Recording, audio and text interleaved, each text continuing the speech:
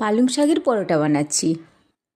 তার জন্য আমি এখানে পালং শাক নিয়েছি। পালং শাকটাকে ভালো করে ধুয়ে নিব জল দিয়ে।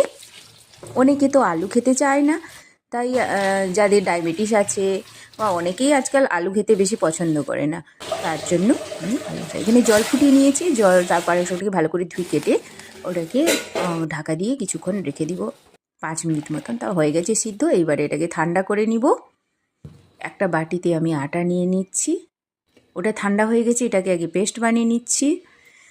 এটাতে রসুন দিয়ে দিব 6-7 কোয়া, আর কাঁচা লঙ্কা 5টা দিয়ে এটাকে একটা পেস্ট বানিয়ে নিব। পেস্ট বানিয়ে নিয়েছি। এদিকে আমি আটা নিয়েছিলাম 3 বাটি মতন। আটার মধ্যে এটা ঢেলে দিব।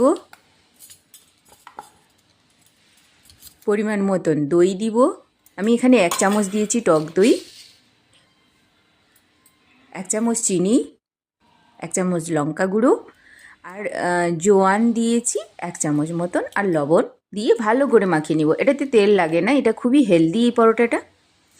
বানিয়ে আমাকে ভালো লাগে এটা। আর ওই যে পালং শাক সিদ্ধ করা জলটা ছিল, ওটা হালকা গরম ছিল, ওটা দিয়েই মাখিয়ে নিব। মাখিয়ে নিয়েছি, এবারে ঢাকা দিয়ে আধা ঘন্টা মতন রেখে দিব। এবারে 30 মিনিট হয়ে গেছে। এবারে এটাকে ভালো করে ঠেসে নিয়ে এবারে গোল গোল লিচি বানিয়ে নিয়েছি। এবারে এটাকে বেলে নিব ভালো করে,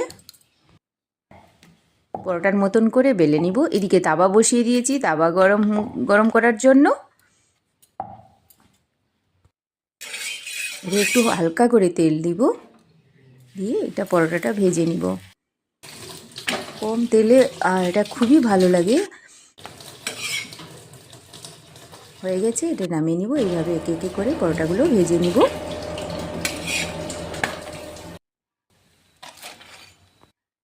আমার ভিডিও যদি আপনাদের ভালো লাগে তাহলে সাবস্ক্রাইব করে দিবেন, তাহলে আমি নতুন নতুন ভিডিও দিলে আপনারা দেখতে পারবেন। আর লাইক শেয়ার কমেন্টে জানাবেন যে কেমন লাগলো, অন্তত এটা তো জানাবেন। ধন্যবাদ বন্ধুরা।